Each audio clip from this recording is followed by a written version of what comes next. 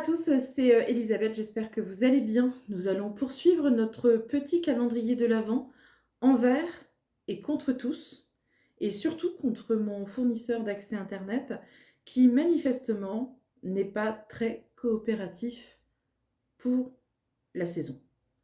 Je ne sais pas si c'est la saison ou pas, mais la seule fois de l'année où je décide de faire une vidéo tous les jours, pardon, hein, et ben qu'est-ce qui se passe? Ma connexion, elle part en vrille. Alors moi, je pense que là, on est en train de me mettre les bâtons dans les roues pour freiner mes projets audiovisuels. Hmm. Peut-être faire une incantation ou un truc cet après-midi pour conjurer le sort parce que je commence à en avoir ras la crêpe, comme on dit chez nous.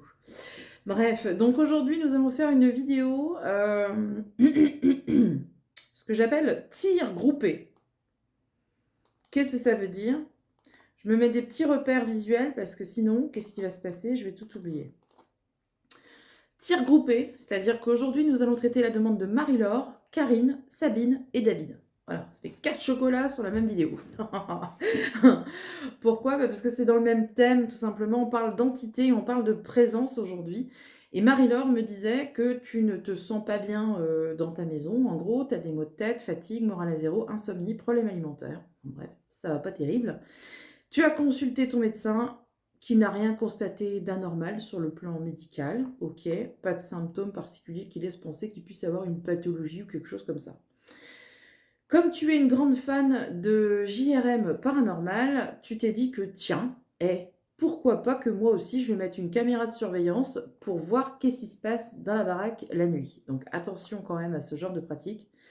Parce que à partir du moment où vous vous lancez dans cette espèce de, comment je dirais, un petit peu cette recherche, c'est-à-dire je vais mettre une caméra pour voir s'il n'y a pas quelque chose de paranormal, ou je vais utiliser un téléphone, je prends des photos pour voir s'il n'y a pas quelque chose de paranormal.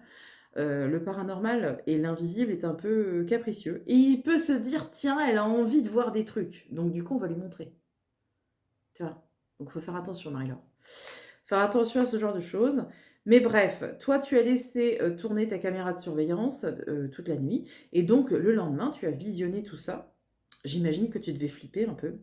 Moi, j'imagine toujours le truc, tu sais, où je vois un mec qui passe. Ah. Vivant, je veux dire. Parce que mort, bon, voilà. Donc, en visionnant l'enregistrement, tu t'es aperçu qu'il y avait des orbes sur la caméra, sur la vidéo. Et donc, tu me demandais, qu'est-ce qu'une orbe? Alors, une orbe, pour ceux qui ne savent pas, c'est un point d'énergie. C'est tout. C'est-à-dire que ça apparaît souvent sous forme de sphère sur une vidéo ou sur une photo notamment. Si vous prenez des photos comme ça, des fois avec le flash, ça fait une espèce de sphère blanche avec au centre un noyau. On appelle ça le noyau.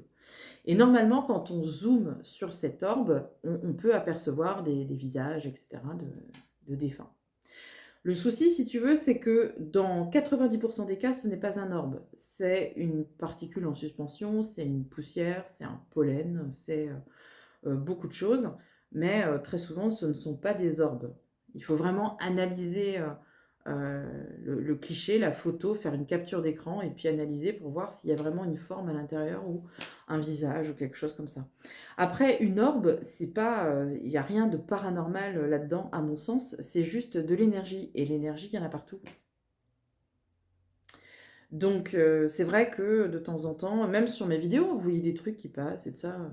Alors, l'orbe, d'ailleurs, pour réussir à comprendre que ce n'est pas un phénomène naturel, quand c'est une particule en suspension, un pollen ou autre, il va avoir une trajectoire qui va être logique. Vous voyez ce que je veux dire? C'est-à-dire, vous avez un truc qui part de là, et c'est une trajectoire logique. Par contre, l'orbe, lui, peut faire... Tu vois? C'est pas logique. Je fais bien l'orbe aussi, vous avez vu. Donc, orbe égale énergie, mais je te dirais qu'énergie, il y en a partout. Donc, souvent, c'est vrai que j'ai beaucoup de personnes qui m'envoient des photos comme ça avec un orbe, en me disant, Elisabeth, il y a un démon dans la baraque, qu'est-ce que je fais? Est-ce que je brûle tout? Est-ce que je sors la sauge? Non, on se calme, c'est juste de l'énergie. C'est tout. Ça veut pas dire que ta maison est hantée. Ça veut pas dire qu'il y a un démon qui rôde quelque part derrière une porte ou dans un placard ou sous un lit, parce que ça arrive. La fille qui est rassurante.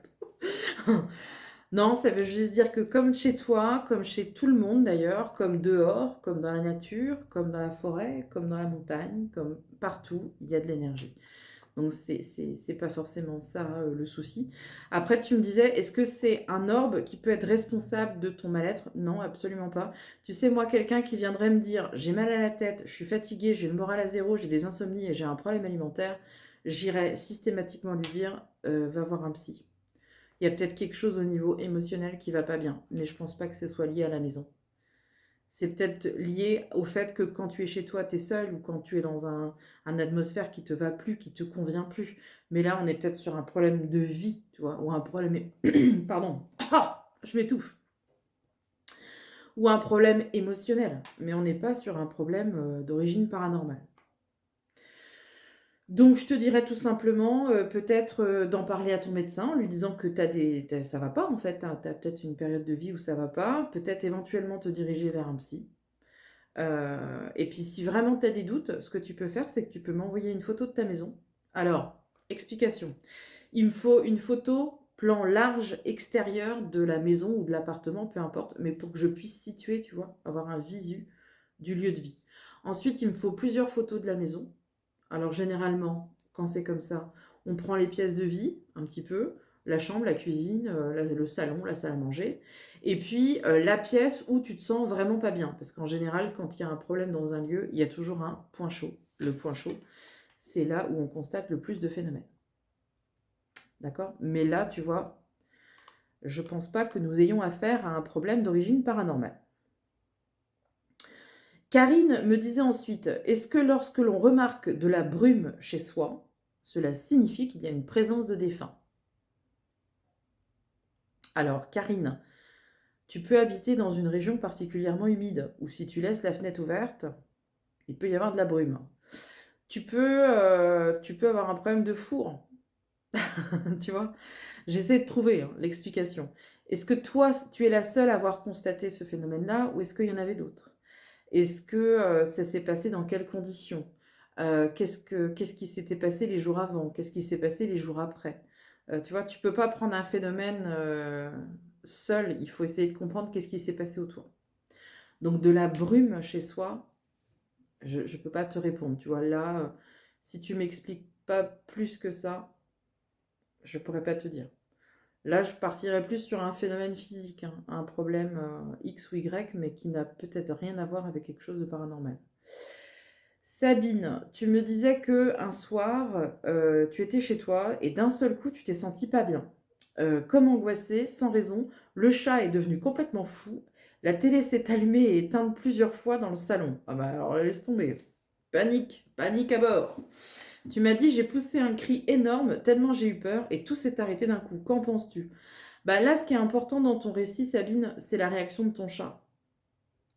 Tu vois, que la télé déconne. Moi, j'appelle Darty, tu vois, j'appelle But, j'appelle le SAV, tu vois, pour dire il y a un problème avec ma télé, vous allez récupérer, la prendre en SAV. Mais par contre, le chat, ça, c'est l'élément, tu vois, qui vient me dire qu'il y a peut-être quelque chose d'énergétique là-dedans. Alors attention, je te dis pas que c'est un démon qui a non plus, hein, mollo. Mais les chats sont des petits médiums sur pattes. C'est-à-dire qu'ils peuvent voir, ils peuvent entendre, ils peuvent sentir et ils peuvent ressentir. D'accord? Donc, si toi, d'un coup, tu as un ressenti qui est personnel, tu te sens pas bien du tout. Donc, ça, c'est ton corps qui capte qu'il y a un changement, une modification sur le plan énergétique.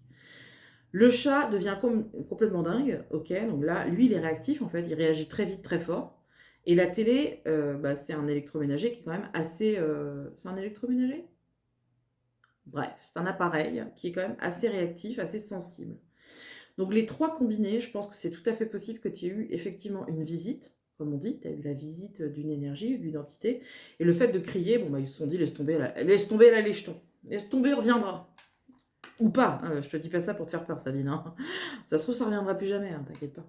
Mais tu vois, là, les trois réunis, pour moi, effectivement, il y a dû avoir quelque chose sur le plan énergétique. Ensuite, il y avait David qui me disait, un jour, j'étais vraiment pas bien, je suis partie me coucher parce que je me sentais épuisée. J'ai eu l'impression de me réveiller, mais j'ai senti comme s'il y avait une force qui s'écrasait contre moi. Je ne pouvais plus bouger, je suis comme une paralysie totale. Alors tu sais, David, euh, D'abord, on va dire que ça peut être quand même une paralysie du sommeil. Si tu connais pas ça, je t'encourage vraiment à faire des petites recherches, sur la paralysie du sommeil, qui est, qui en fait, voilà, traduit bien cette sensation de, «Je suis épuisée, j'ai l'impression de me réveiller mais pas vraiment, j'ai l'impression que je peux pas bouger» et qu'il y a une force qui s'écrase contre moi. Si c'est un phénomène qui est vraiment isolé, que c'est arrivé une fois, ça a jamais pu arriver depuis, on va dire qu'il y a de grandes chances que ce soit une paralysie du sommeil. Si c'est quelque chose qui se répète avec d'autres phénomènes autour, bon, là, effectivement, il y a peut-être quelque chose de paranormal, mais dans le récit que tu me donnais, il y a de grandes chances que ce soit une paralysie du sommeil. Voilà, voilà. J'ai traité les 4 demandes et notez, que c'est toujours très important, d'exploiter la piste logique et rationnelle avant de dire: «Oui, mais c'est paranormal». La plupart du temps, on trouve des explications, je vous assure.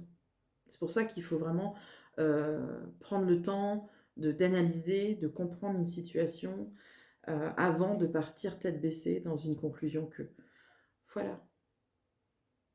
Je vous remercie naturellement de m'avoir regardé. Je vais essayer de poster cette vidéo et même d'en faire une autre parce que je suis un peu une folle aujourd'hui. Je vous remercie d'avoir regardé cette vidéo et je vous dis à demain pour une nouvelle vidéo du calendrier de l'Avent.